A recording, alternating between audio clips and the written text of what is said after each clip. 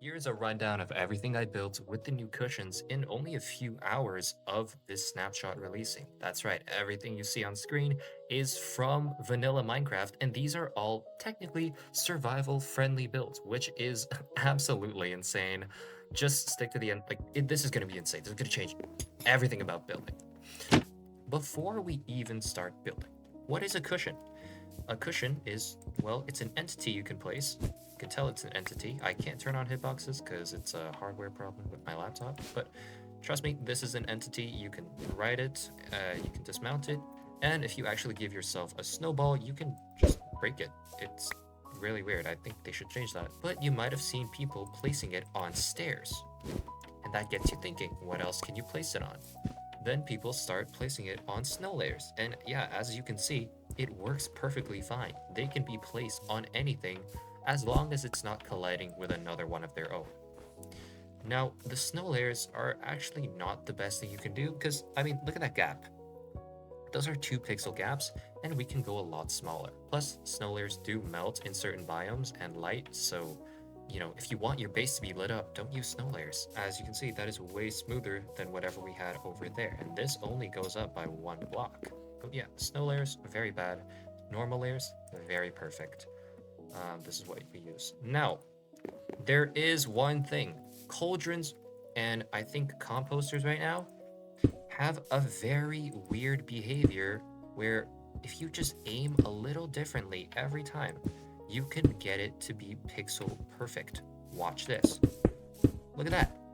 It will instantly break because I did not put string on it, but it is basically it's a way to get any height that you want, but it will probably be patched since I don't think that's intentional. So this is still the meta if you want to do this in survival.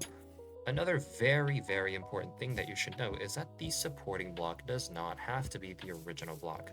For example, if I want to make this a part of my staircase, I need this Y level from the conduit because, well, even if I wanted to use snow layers, as you can see, this is not really something that snow layers can achieve. If we go back to the conduit level, it is just in between these 2 snow layers. As you can see, we can't really get an in-between on these.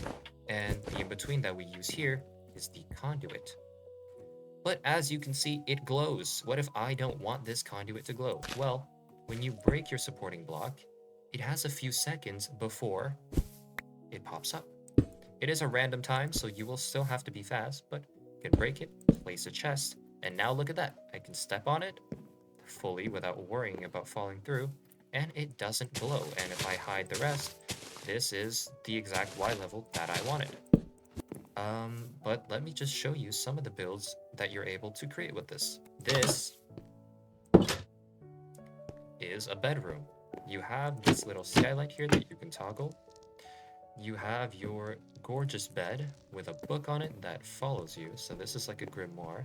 You know, it's kind of like this magical game item. You come near and you can pick it up. And you can actually sit down and read this book.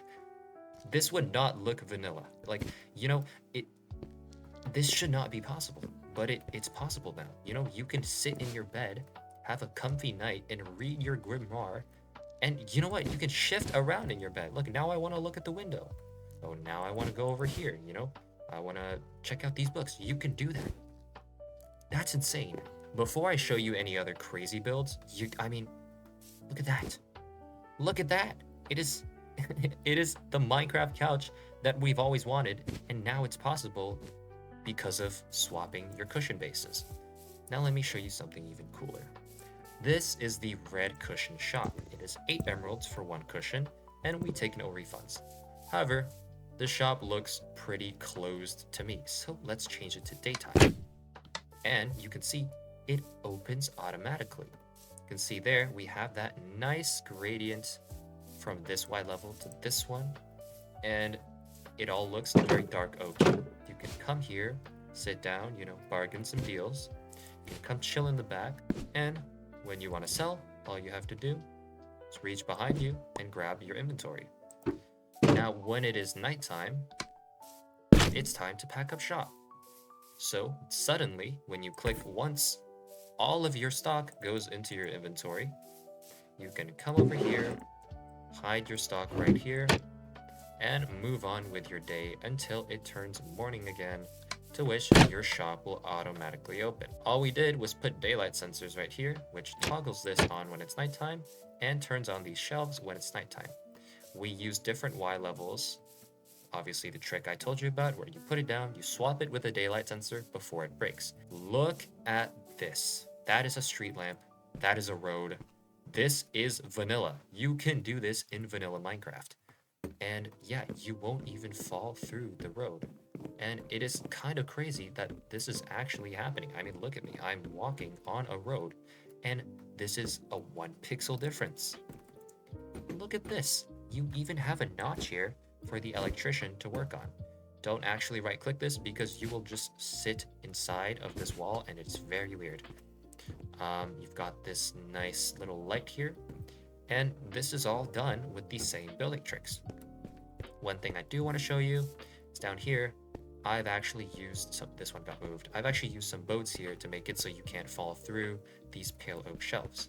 And of course, chests do not actually give you this Y level of cushions that you want. Let me give you an example. If I put a cushion here, so you can see it's very bad. What you want to do is use a conduit.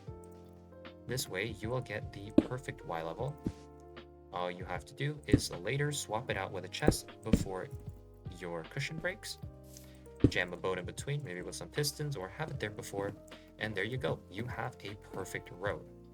I will remind you guys that these are all entities, so your game will lag unless you have an entity-specific mod on. My game is not lagging because they did switch to Vulkan, but if you do plan on doing huge terrain-like builds, for example here with the Excalibur, this is 1 pixel different terrain. If you want to have valleys of this, it's gonna lag your game. These are all, every single block here is an entity. This is basically advanced sulfur cube building, but obviously easier.